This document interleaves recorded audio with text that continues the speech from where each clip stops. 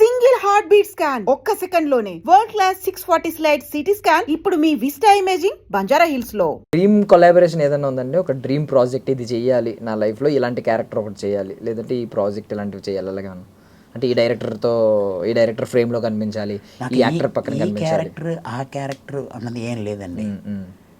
Character చేసామంటే ప్రజలకు నచ్చినట్టు ఉండాలి, అదే నేను చూస్తాను. ఏదైనా సరే ఏ క్యారెక్టర్ అయినా చేస్తాను. నేను చేసిన క్యారెక్టర్ వల్ల వాళ్ళు హ్యాపీ ఫీల్ అయ్యారా అన్నది చూస్తాను. వాళ్ళ హ్యాపీనెస్ నా హ్యాపీనెస్. ప్రేక్షకులకు ముందు మన ఎంతండి, వాళ్ళే దేవుళ్ళు. అండ్ కమింగ్ టు రమణ లోడెత్తాలరా చెక్ పోస్ట్ పడుతుంది, అసలు ఏం ఫేమస్ డైలాగ్ అది. లిటరల్లీ ఈ ట్రాన్స్పోర్ట్ ఎవరైతే వెహికల్స్ యూజ్ చేస్తున్నారో వాళ్ళు రెగ్యులర్గా రీల్స్ చేశారు. అండ్ ఎవరైతే సాఫ్ట్వేర్ ఎంప్లాయీస్ వాళ్ళు కూడా చేశారు, అంటే లోడ్ ఎక్కువైపోతుంది అని చెప్పడానికి, వర్క్ లోడ్ ఎక్కువైపోతుంది అని చెప్పడానికి ఈ డైలాగ్ మీమ్స్ రీల్స్ చేశారు కంప్లీట్గా. అంత విని విని విని ఎప్పుడైనా విసుగొచ్చిందా సార్? ఇన్ని రీల్స్ వచ్చినాయి అంత వచ్చింది? లేదు, నేను ఈ కరెక్ట్గా అప్పుడే రిలీజ్ అయింది. జనవరి 9th రిలీజ్ అయింది. ఫిబ్రవరి మార్చ్లో కోవిడ్ వచ్చేసింది. కోవిడ్ వచ్చిన తర్వాత ఎక్కడికెక్కడ వెహికల్ అరెస్ట్ అయిపోయింది. సో మా ఫ్యామిలీ మెంబర్స్ ఏమో ఇస్మార్ట్ జోడీ చేయడానికి విశాఖపట్నం నుంచి వచ్చారు. సో నేను అప్పుడు సింగిల్గా ఉన్నాను. సో వాళ్ళందరూ మళ్ళీ వైజాగ్ వెళ్ళిపోవాలి. అప్పటికే ఒక 1 day స్ట్రైక్ అన్నారు, తర్వాత 10 days అని అన్నారు. వాళ్ళు 1 month ఉన్నారు.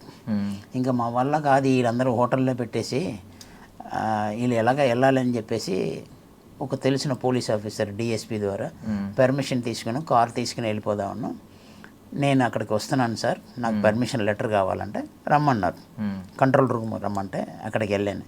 ఈ లోపల హైదరాబాద్ సిటీలో ఎంతమంది సిఐలు ఎంతమంది డిఎస్పీలు ఉంటారో వాళ్ళందరూ నేను వస్తున్నానని చెప్పేసి ఆ డిఎస్పీ గారు అందరిని రప్పించేసి ఒక హాల్ నిండా నింపేసి ఉంచారు. నేను వెళ్ళగానే ఆ డైలాగ్ చెప్పగానే ఒక్కసారి అలాగా బుర్ర పాడైపోయిందండి.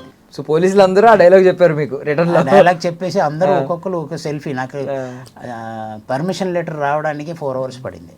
Okay, nice. అంటే అప్పుడు మీకు ఏదో చిన్న కాలికి ఏదో చిన్న ఇంజ్యూరీ అయితే సంథింగ్ మహేష్ బాబు గారి దగ్గర నుండి తీసుకెళ్ళారు. అది ఏంటంటే నేను ఫస్ట్ డే ఫస్ట్ షాట్ చేసేటప్పుడు పరిగెట్టుకుని వెళ్ళి స్కేటింగ్ లాగా చేసి మహేష్ బాబు గారిని కాల్తో తన్నాలి.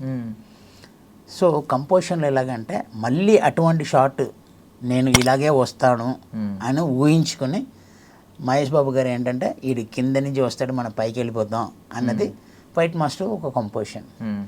సో అందులో ఏంటంటే ఆయన పైకి వెళ్ళడానికి ఆయనకి రోప్ వేశారు. సో నాకేంటంటే ఆ స్పీడ్ తగ్గిపోతే మహేష్ బాబు గారు ఉన్న ప్లేస్లో కరెక్ట్గా ఈ రోప్ ఉంటే లాగితే అదే స్పీడ్లో వెళ్ళిపోతాను అన్నది కంపోజిషన్. వీళ్ళు ఏం చేశారంటే కరెక్ట్గా ఎవరు ఎక్స్పీరియన్స్ వాళ్ళు ఉన్నారో అదే టైంకి ఆయన ఎక్కడో వాష్రూమ్కి వెళ్ళిపోయాడు. ఆ షాట్ రెడీ అని అనగానే రెడీ సార్ అని అనేసారు. ఆ రోప్ పార్టీ రెడీ అనంటే రెడీ అని అనేసారు. అక్కడ ఎవడు మెయిన్ ఈ రోప్ను లాగాలో అతను లేడు, కొత్తవాడు, ఆడికి ఏం తెలియదు. యాక్షన్ అనగానే లాగి పడేశాడు. నేను ఐ డిడ్ంట్ ఎక్స్పెక్ట్ అది. ఇంకా లాగి పడేయడం దొర్లేసాను, వెళ్ళిపోయాను. నేను ఆ స్పీడ్లో ఉన్నాను, నేను అంటే పొజిషన్లో ఉన్నాను. ఎప్పుడు లాగి పడేశారో ఈ కాలు ఏంటంటే ఇలా ఉల్టా తిరిగేసి, అది నాకు తెలియదు. ఇప్పుడు రోపు దీనికి కట్ ఉంటుంది సార్, కాలులో ఉంటుంది, నడుముంటుందండి. అంటే అలా లాగడం వల్ల మొత్తం లిగ్మెంట్స్ దిగిపోయి మొత్తం ఇది ఇప్పుడు ఇలాగ మూవ్ అవుతుంది కదా, అది రివర్స్లో వచ్చి ఇక్కడికి వచ్చింది. నాకు తెలియలేదు. షార్ట్ ఓకే అని అన్నారు. హీరో గారు వచ్చి సార్ మీకు కాలుకి ఏదో అయిపోయింది సార్, తిమిరైపోయింది తెలియలేదు. పర్లేదు సార్ అన్నాను. ఏం పర్లేదండి చూడండి ఒకసారి కాలు అంటే ఈ కాలు ఏమో ఇక్కడ ఉంది. మెల్లిగా కాలున సెట్ చేసుకుని వెంటనే హాస్పిటల్, ఆయన తీసుకున్న ఒక రెస్పాన్సిబిలిటీ, హాస్పిటాలిటీ, ఆయన నిజంగా దేవుడితో సమానం అండి. ఇవాళ నేను నడుస్తున్నానంటే మహేష్ బాబు గారు వాళ్ళే. అపోలో హాస్పిటల్లో చీఫ్ ఆర్థోపెడిక్ ఆయన ఫోన్ చేసి మాట్లాడి పర్సనల్గా ఈ టేకెన్. ఆయన ఏంటంటే 6 months వరకు నడవకూడదని అన్నారు. నాకు కొంచెం విల్ పవర్ ఎక్కువ. సార్ ఇది ఫిజియోథెరపీ నేను ఇక్కడే చేసుకోవాలా లేకపోతే నేను ఇంట్లో చేసుకోవచ్చు? ఎక్కడైనా చేసుకోవచ్చు అని అన్నారు.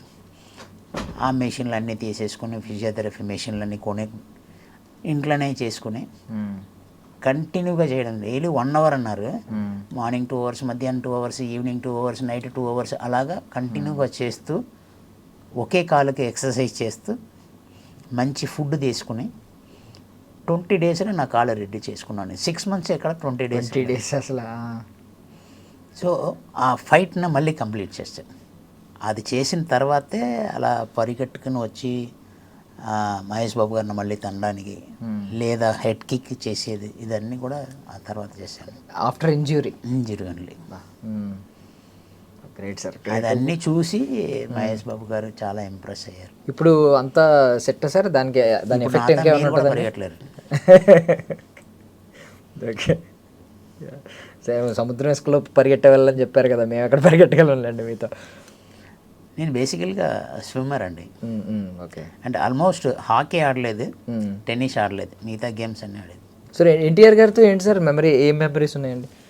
ఇంకా నేను అవకాశం వస్తే చేయాలని చూస్తున్నానండి. నాకు చాలా ఇంట్రెస్ట్ ఎన్టీఆర్ గారు. అంటే అరవింద్ సమేతలో మీరు చేసినట్టున్నారని మేము అనుకున్నాం. నేను చేయలేదు. సార్ ఎన్టీఆర్ గారితో ప్రాజెక్ట్ కోసం వెయిట్ చేస్తున్నారు. ప్రభాస్ గారితో ఏమన్నా ఉందండి? ప్రభాస్ గారి దగ్గర వెళ్ళడానికే, ఆయన ఎక్కడ ఉంటున్నారు, ఎక్కడ ఎవరిని కలవాలి, డైరెక్టర్ని కలవడానికి అసలు ఎలాగ ఉంటుందంటే, నేను ఏదో ఒక ప్రోగ్రాంలో మూవీలో స్ట్రక్ అయిపోతున్నాను. ఎక్కడన్నా షూటింగ్ అవుతుందంటే రామోజీ ఫిలిం సిటీ, లేకపోతే వేరే ఎక్కడ ఊటీలో అవుతుంది, లేకపోతే ఫారిన్లో అవుతుంది.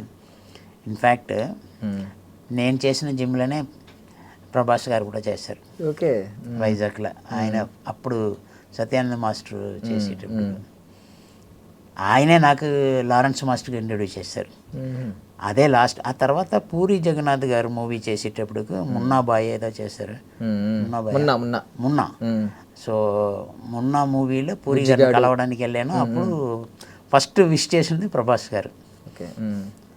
నేను దాని తర్వాత కలవడానికే ఛాన్స్ లేకుండా ఉంది. ఎప్పుడు చూస్తూనే ఉన్నాను. ఎప్పుడు కలిసినా సరే డెఫినెట్గా he will get shock. And puri గారి గురించి టాపిక్ వచ్చింది కాబట్టి, పూరి గారి ఫిలాసఫీ అంటే అందరికీ ఇష్టం.